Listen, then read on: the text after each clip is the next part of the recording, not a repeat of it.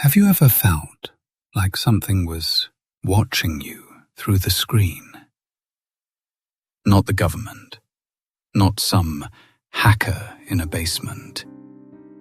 Something older, something that learned how to crawl through fiber optic cables because it got tired of hiding in the corners of your bedroom. If you're feeling that prickling sensation on the back of your neck right now, good. That means the connection is stable. Leave a like right now to calibrate your signal. Hit subscribe to bypass the firewall. Because today's file, it's about the shadows that live inside your own head. And what happens when you finally stop pretending they aren't there. The wind blows in gusts as the rain starts to pick up. The thin hood of my favorite sweatshirt barely stays up, clinging uselessly to my already damp hair. I clutch the crinkly plastic bags tighter, hoping they'll do a better job at keeping my groceries dry. Maybe groceries is a generous term. The only things I've bothered to pick up from the mini-mart up the road are a frozen microwavable dinner, 2 cans of Diet Coke, a banana, and a small bag of gummy worms to reward myself for leaving the house that day. And in spite of the rain, too. I'll do some proper grocery shopping after work on Sunday. I promise myself. Today, I just need enough sustenance to last until tomorrow. And enough fresh air to not go stir-crazy. I'm staring at the sidewalk, my field of vision narrow from the black hood pulled tightly around my face in a vain effort to keep the rain at bay. It's a risky move, blocking out my surroundings like this, but I'm feeling surprisingly confident. After all, I know I've been productive today. My laundry is done, folded, and put away. The bathroom, which I've been putting off cleaning for ages, is scrubbed down. Tonight, I'll let the last traces of bleach-smelling cleaner fade away while I run a hot bath. Or a shower. Maybe a shower would be better. I even had a nice, long chat on the phone earlier with this girl I've been seeing. Marnie. She's short in stature, but dynamic. More outgoing than I could ever be. Yet, for some reason, she asked me out when we met online a few weeks ago. It's hard to believe it's only been a few weeks, because the way we've connected is, well, as cliché as it sounds, I feel like I've known her forever. Of course, it's hard to imagine that she possibly feels the same way, but still. I let my thoughts wander off, daydreaming about the lunch date we've planned for this weekend, when I see it. A long, skinny, black shadow just out of the corner of my eye. I glance over just as it fades out of sight, merging with the trunk of a tree. But I know I saw it. Fantastic. I shouldn't be surprised, of course. In fact, I should be grateful that they've left me alone for this long. Even if they've been following me the way they have for as long as I can remember, I've managed to keep them out of sight. Have I slipped up somehow today? I must have. I knew I should have left the house earlier, or gotten more work done. I managed to shake the sighting off as my street comes into view. The rain is pelting down now, but there's no point in rushing inside. I'm already soaked through my jacket. Oh well, a quick summer shower never hurt anybody. Once that thought goes through my head, I'm distracted once more by thinking about how many songs there are about rain. I try to occupy myself for the remaining few minutes of the journey home by listing as many as I can think of. Then get sidetracked by comparing the number of rain songs to sunshine songs. Then wondering why it seems to be everyone's instinct to write about weather. Or at least, nature. In fact, I can remember a few of my own earliest attempts at writing poetry, and plenty of those were centered around rain. And cold. And wilted flowers, melted snow, pitch-black skies. Typical moody adolescent drivel, right? I shake my head in mild disgust at the memory.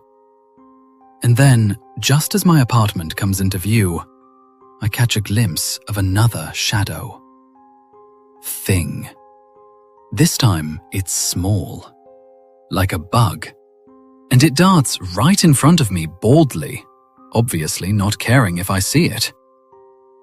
I stop in my tracks, ignoring the rain streaming under my hood and down my bare neck. I stare at the spot where I could have sworn the thing was. But once I focus my eyes, I can see that it's just a piece of dark brown glass, probably broken off from a discarded beer bottle.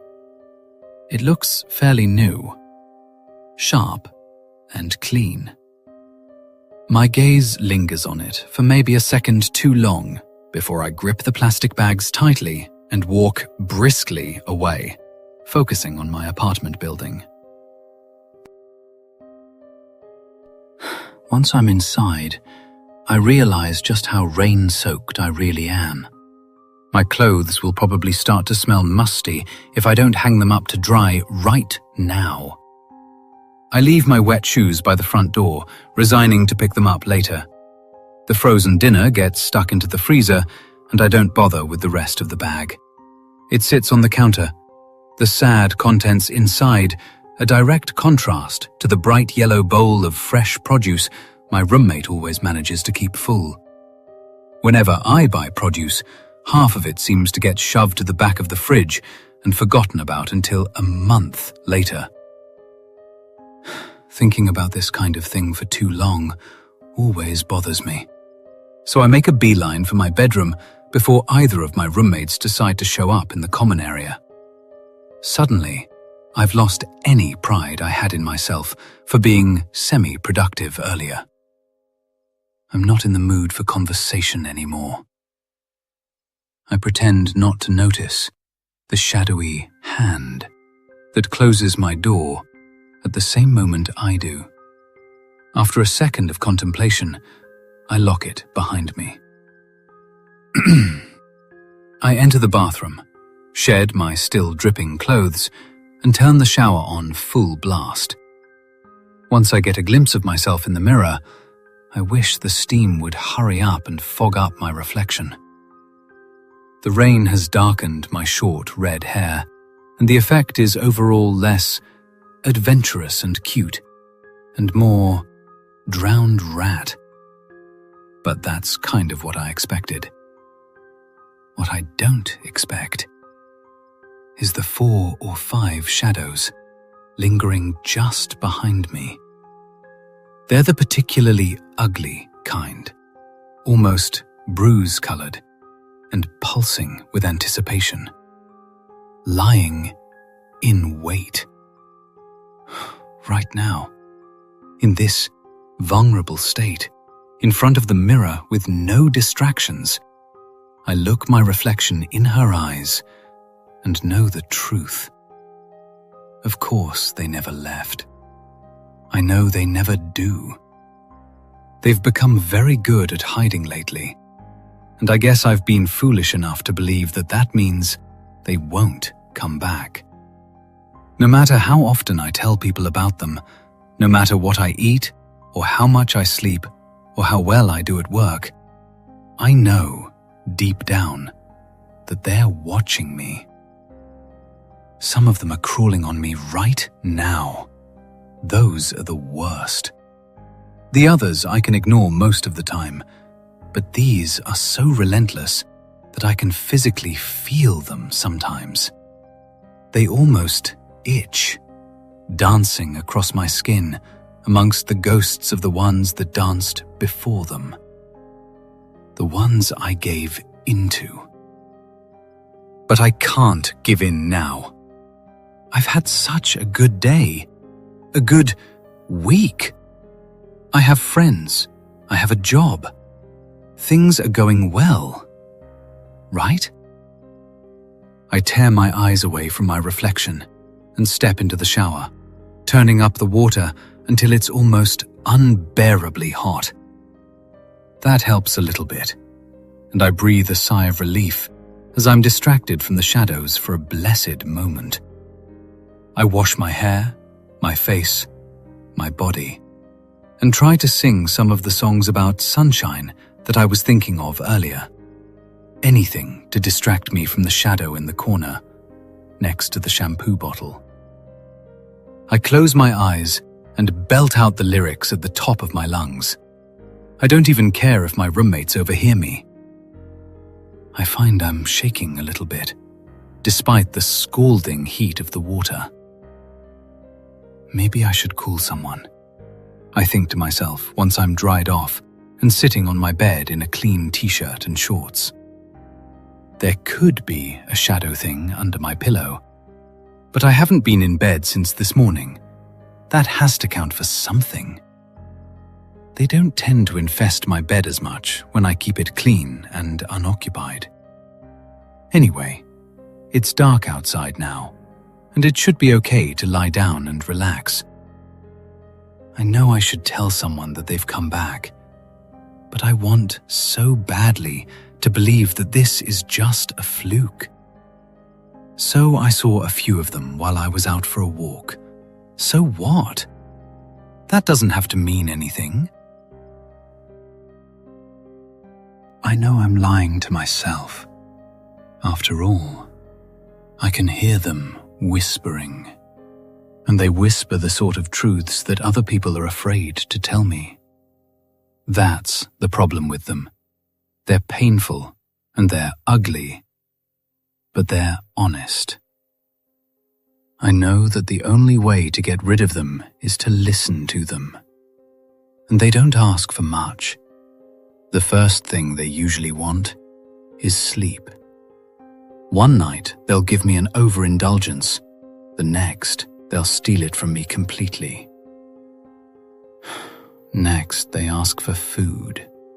They love to eat, and never anything that's particularly good for me. Sugar, preservatives, fat, salt, bread. Then, once I start feeling bad about that, it's not long before they cajole me with the thought that alcohol would make it easier to eat a bunch of crap and feel less bad about it.